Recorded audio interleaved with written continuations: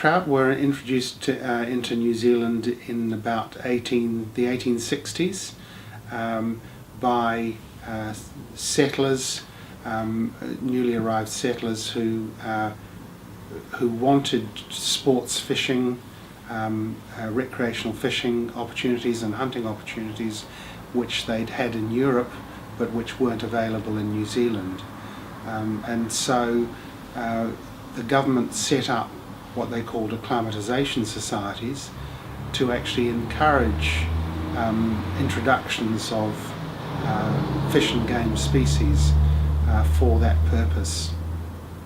The introductions, of course, occurred in 1860s, and we're now in 2013, and of course attitudes have changed, but it's not just trout that have impacted on other aquatic life.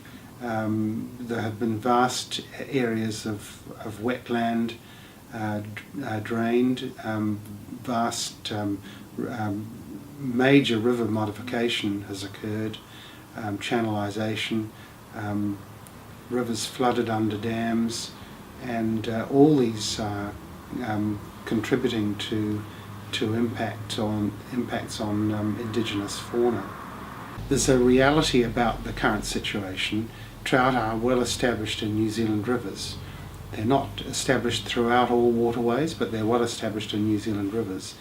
And they are probably one of the primary reasons why rivers, primary drivers for river protection. And that river protection also assists a whole range of native fish, including eels and whitebait species and so on. To look at, we do have to shift a focus to native fish conservation, and Fish and Game works closely with the Department of Conservation on that issue. But the conservation issues are quite restricted in distribution. You know, as you were saying, the non-migratory galaxiids have importance because they're rare and in some cases endangered, and we're cooperating closely with DOC on management of those situations in Otago. Department of Conservation obviously are responsible for native fish, including the rare and endangered species, and Fish and Game is responsible for sports fish, trout, salmon mostly. And so obviously we have to work closely with them to manage the interface between the two species, because the two groups of fish, because you can get adverse impacts. So we have a number of understandings with them about how that's to occur. For example, if in Otago, if the Department of Conservation identifies a population of the non-migratory galaxiids which needs improved protection, say by installation of a barrier to prevent trout migrating upstream, we have agreed to a number of those structures being put in place. We've also agreed to removal of trout in those reaches where non-migratory galaxiids or other rare fish are present, because the ability to remove trout, of course, from all waterways is it would be unreal to expect to do that, but you can actually manage at a small scale a small tributary. You can remove fish, you can put in place barriers and things like that. So those are things that we actively work with DOC on. We have already been involved in agreements over fish removal and construction of fish barriers. One is Akator Creek to the south of Dunedin, and there's some native fish there, and a natural barrier, and as I understand it, the department have been removing fish above that barrier with our agreement. We've also agreed to the same sort of effort in the Waipori area, in Berwick Forest, also to the south of Dunedin, and as I recall, we've agreed to trout removal in the Kyburn, all related to rare native fish. The practicality of trout removal is it's going to be small scale, and it's going to be on the outside edge of trout distribution. So those are things that we actively work with DOC on. We also talk to them about river flows and water quality, and we often cooperate with them on working out what are the best flows for fish generally. And if there are differences in flow requirements, then we would try to work through those with them so that we're not arguing against each other in a court situation. And then we have a situation where a lot of Otago rivers and streams go dry because people take all the water in summer for irrigation, and this leaves fish stranded, usually trout.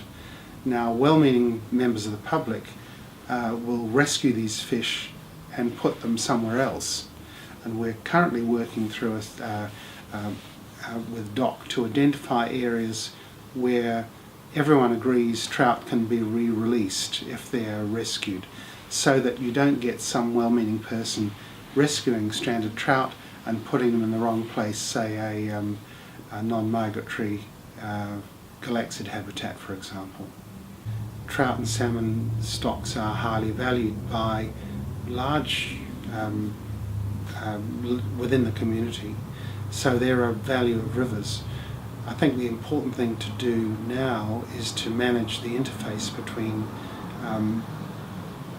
trout and native fish, so that you protect native fish populations where they're rare or endangered. You do get extreme views in both directions. Some people advocate, want to place a value in planning regimes only on native fish and not on trout. But I think that's sort of a cynical position, because what it aims to do is to reduce Fish and Game's ability to advocate through planning processes. And as I said before, we advocate for ecosystems, really, because that's what trout rely on.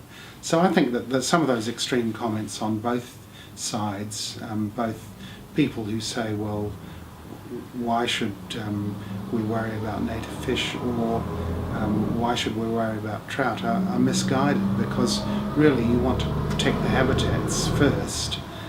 Once you've secured good quality habitats, then you can manage species interactions. Well, I think there's a real problem in that protecting rivers is very expensive. The Department of Conservation has limited resources, and increasingly has limited resources, and so Fish and Game is one of the few organisations which has resources, has staff on the ground, and has no option but to advocate for river protection. Ideally, we'd like regional councils to properly manage rivers for conservation, fish conservation and recreation, but they don't always operate in ways which provide the best outcomes for fish stocks, regardless of whether they're native or introduced. The important thing is protection of freshwater habitats for all species, and it's too easy for people to get caught up in a debate about native versus introduced fish, when at a time when the habitats are under serious pressure from people wanting to take water, from pollution, from people who modify rivers through channelization or dams that flood rivers and things like that. So I think if you protect the habitats as the first priority, then you can manage species within them, and that's the way people should see the situation. Good.